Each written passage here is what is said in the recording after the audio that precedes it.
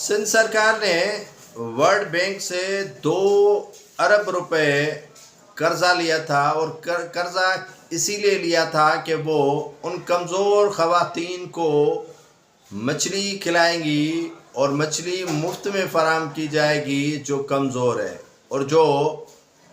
बच्चों के पैदाइश के हवाले से भी कमज़ोर है और उनकी जो वीकनेस है वो ख़त्म करने के लिए 2 अरब रुपए का बड़ा कर्जा वर्ल्ड बैंक से लिया गया था। लेकिन अब मालूम हुआ है कि वो मछली ही किसी को जो कांटा है मछली का वो भी नहीं दिखाया गया और मछली की फ़ोटो भी नहीं दिखाई गई। लेकिन सिंध सरकार वो 2 अरब रुपए ऐसे हड़प करके चली गई जैसे उन्होंने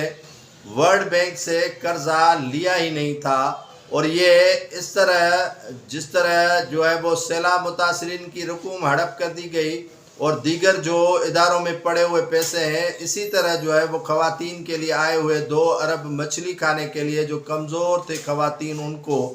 वो भी हड़प कर दिए गए।